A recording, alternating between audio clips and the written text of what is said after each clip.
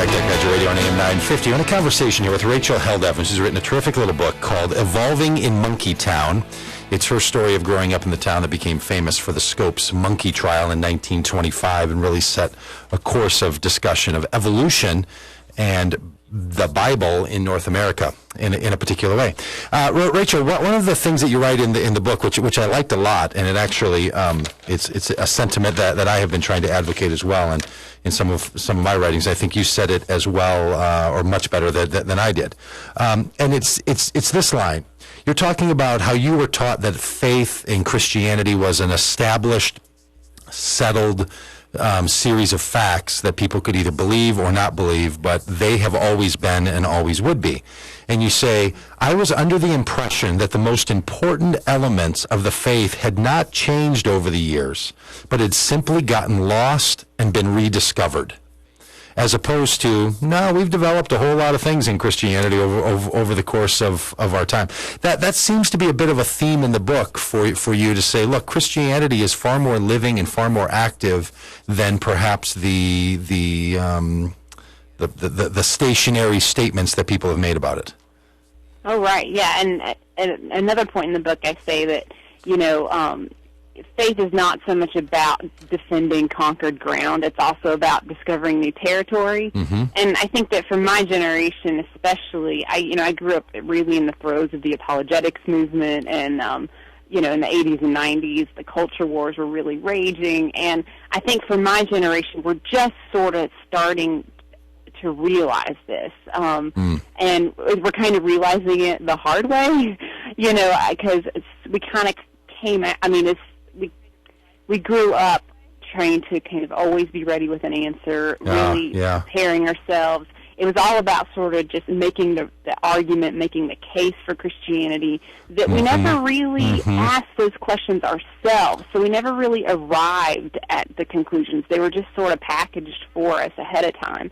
And, in some ways I'm thankful for that. I feel like my background and my upbringing helped me think critically, and I'm thankful for the people in my life who were very godly and great instructors and that sort of thing. But at the same time, I think that this generation of evangelicals is having to sort of learn how to doubt and how to have questions and how to think about faith as something that, and on a collective level and on an individual level, that is continually evolving and changing and adapting to new environments. The church has done that for centuries, and I think but that's all kind of new for me, and I know that I'm hearing from people who to say it's new for them too. They didn't really realize that. So, right. And in some ways, you're sort of about that. And in some ways, your book becomes an invitation to have a partner along on the journey for people. And this comes in lots of varieties, right? It comes in conservative Protestant religion. It comes in Catholic expressions. It can come in liberal Christian perspectives. That there's kind of a set of sacrosanct ideas, and you just don't mess with those, and everything else can change around it as long as we keep those things as they were. And that's difficult when someone realizes that they might have some questions about the answers that have been given, and they're not just satisfied with someone providing for them the answers and the questions in sort of a package set. Right. And growing up, so many things were presented to me as being fundamental to the faith. Like a young earth was on par with the resurrection of Christ. You know what I mean? It was very central to my faith growing up, as was the belief, exclusivism, religious exclusivism. Only those who have confessed Jesus Christ, will receive grace and forgiveness. And that is the funny thing. I quoted somebody earlier in the show who said something this week that I thought was interesting. She said that she had been told that her faith was basically constructed of the statement, the Bible says it, I believe it, that settles it. And she said, where I really started having trouble was, that wasn't the construct that I was functioning in. It was really, the pastor says, the Bible says it, I believe it, that settles it.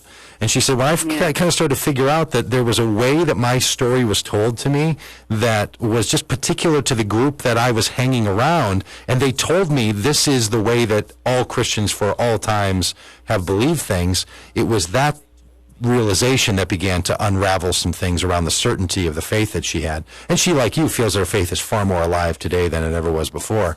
And it kind of reminded me of your statement in the book and then here on the show when you said, that you were taught a young earth theory of cosmology that was that was a part of the doctrinal truth that you were supposed to accept and believe. Yeah, well, and it's like, so when you start to have a question about that, it's amazing how that one or two questions can lead to the whole thing just sort of. Yeah, it's like a Jenga game. Like it was falling apart. My whole faith was just unraveling because I was so unclear about what is essential, what is most important. If this isn't true, then what else isn't true? And there's sort of that sense of betrayal, like, why was I taught this if this isn't an essential? And, it was, and I talk about it in past tense, but I'm still sort of, growing and changing and wrestling at times with serious doubts about my faith because, I'm just trying to put it back together and the consequences get high, don't they, relationally? Can I ask you one thing about that? There was a line early on in the book that I found kind of interesting. You said, "I'm an evolutionist," not, and then to quote from the book, not necessarily of the science variety, but of the faith variety.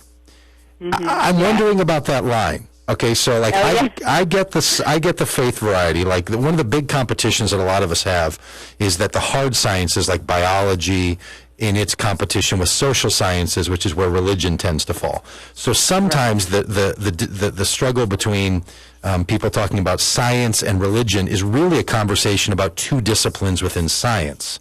The hard sciences that you measure in a particular biological and chemical way, and the social sciences that all have to do with ideas and meaning sets and all that. And that's an argument within science that sometimes religion gets pulled into. So I get all that, but I mean, I don't want to put you, get you in any trouble with any people around there, but like, do you not believe in biological evolution? Oh, no, I do. Okay. I was going to say. Right. I rewrote that sentence like 12 times, right? Because mostly I want to say that I'm not a scientist, so I'm not really speaking to the science in this book. And in fact, I don't really talk as much about evolution as people think I might in the book. But no, I definitely, I'm. You're just not really having that discussion right now. You're trying to say, I want to talk about the evolution of faith, not just the biological. Yeah, and to make sure the main message I want to get to young people, especially just kind of graduating from Christian colleges and that sort of thing, is that your faith doesn't have to fall apart just because you find out that the earth is in fact old, and that evolution, that the evidence in support of evolution is overwhelming. Because I have known people to leave the faith. Absolutely. That, and it's so silly. But no, I've actually gotten really connected with the BioLogos Foundation, which Francis Collins kind of started up, and they had been, and I even went to a conference. I mean, it was mostly over my head because I'm really bad at science, but I don't even understand the T-shirt they gave me at the end of it. But I really learned a lot. So I've really kind of, since writing the book, my views actually on evolution and science and everything have evolved. And I'm really thankful for that organization in particular for helping me sort of harmonize my faith. Well, great. I think it's a terrific book, and I think it's good for people at a whole variety of places. Anyone who feels that their faith is in a constant state of what I would call aliveness, or what some people like to call change, because life and change tend to go together, right? You don't really get to have life without some level of change. So anybody who's in the midst of that, I would recommend this book, and you can find Rachel Held Evans at rachelheldevans.com and go to Amazon or your local book retailer for Evolving in Monkeytown. It's a terrific read, really well written, very smart, very fun, and very funny. Rachel, thanks for making our show a little bit better today, and thanks for the book. Thanks. Thank you. I look forward to seeing you at Big Tent. Hey, we'll see you in North Carolina. All right. Hey, we'll be back with natural health coach Shelley Pagitt after the break here on AM 950, Voice of Minnesota.